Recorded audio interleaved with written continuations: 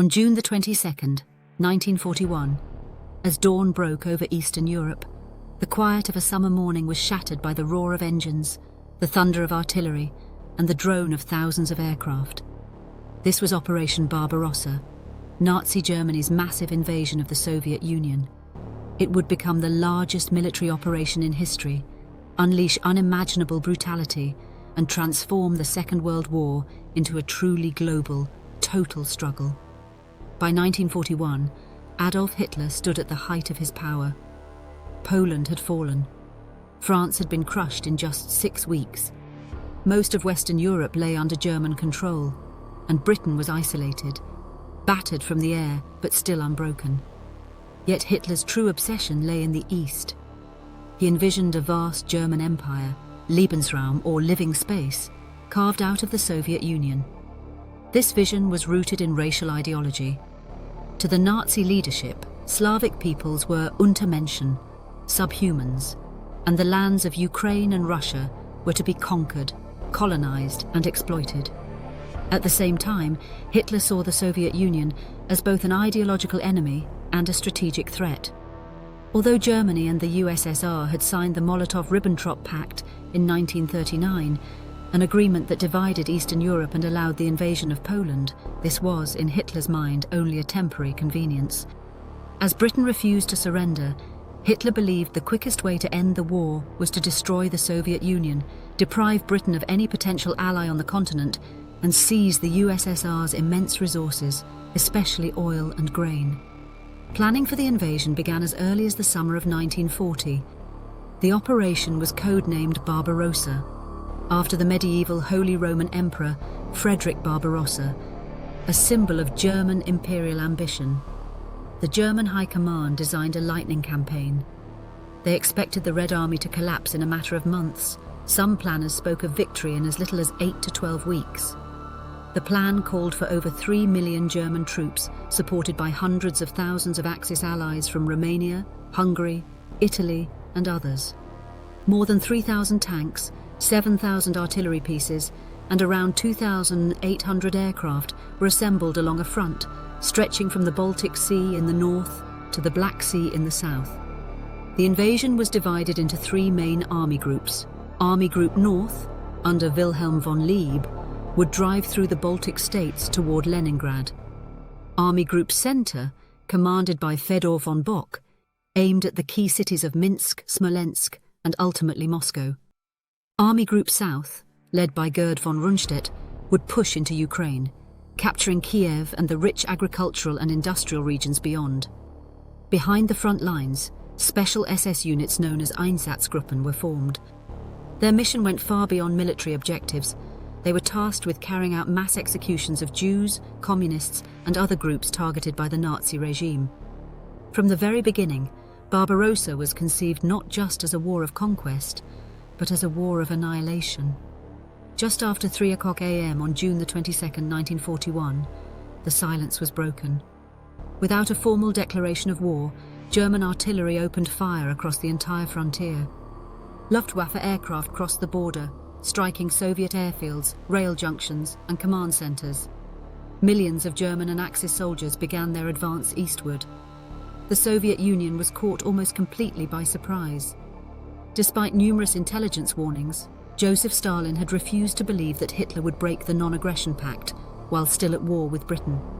As German forces smashed into Soviet positions, many Red Army units were unprepared, their aircraft lined up wingtip to wingtip on exposed airfields, their command structure paralyzed and confused. In the first days of the campaign, the Luftwaffe destroyed thousands of Soviet aircraft, most of them on the ground. Entire Soviet armies were encircled by fast-moving German panzer formations, using the same blitzkrieg tactics that had proven so effective in Western Europe. Massive pockets of Soviet troops were trapped west of Minsk, Smolensk, and in the Baltic region. Tens of thousands were killed, hundreds of thousands were taken prisoner. To many in Berlin, it seemed that Hitler's gamble had been brilliantly vindicated. Throughout the summer of 1941, the German advance appeared unstoppable. Army Group North surged through the Baltic states, nearing Leningrad. Army Group Center delivered crushing blows around Minsk and Smolensk, opening the way to Moscow. Army Group South fought its way through western Ukraine, heading toward Kiev and the Dnieper River. But behind the movement of front lines, a different, darker campaign was unfolding. As German forces occupied vast territories, the Einsatzgruppen followed. In towns and villages across Ukraine, Belarus, and the Baltic region, they rounded up Jews, political commissars, and others deemed undesirable. Mass shootings became a grim routine. Entire communities were marched to ravines, forests, and open pits, forced to dig their own graves, and shot. Local collaborators, motivated by anti-Semitism, nationalism, or hopes of favour from the occupiers, sometimes joined in. The war in the East quickly became a struggle of unprecedented cruelty. German policies aimed to starve millions of Soviet civilians by diverting food to Germany and the army, especially from cities and regions deemed surplus. The treatment of Soviet prisoners of war was similarly brutal. Millions would perish from hunger, disease, and exposure. Yet even as German forces pressed inward, the Soviet Union did not collapse. Factories in the western USSR were dismantled and transported eastward, beyond the Ural Mountains, reassembled under desperate conditions. New armies were raised. Order Number 270 and later Order Number 227, not one step back, demanded unyielding resistance, backed by harsh penalties for retreat. The Red Army was bloodied and disorganized, but it was not broken.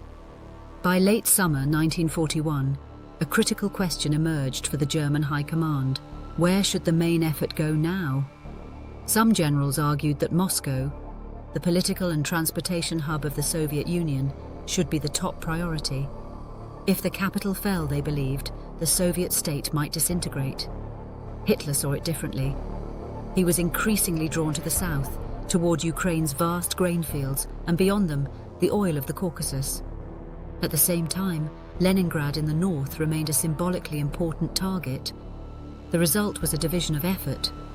Army Group Center, poised for a drive on Moscow, was ordered to detach key armoured formations to assist in the encirclement of Soviet forces around Kiev and to support operations in the north and south.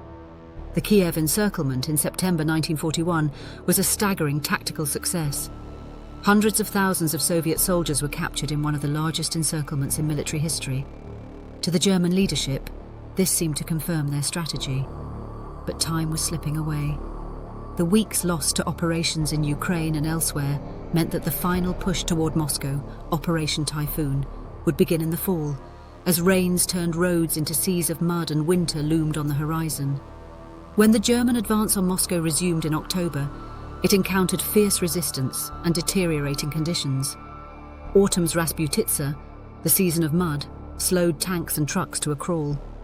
Supply lines, stretched hundreds of kilometers, struggled to bring fuel, ammunition and food to the front. Yet, German forces still pushed forward, encircling more Soviet armies and inching closer to the Soviet capital. By late November, some German units could see the distant spires of Moscow through their field glasses. But they were exhausted, undersupplied, and ill-equipped for what came next. The winter of 1941 to 1942 would become legendary.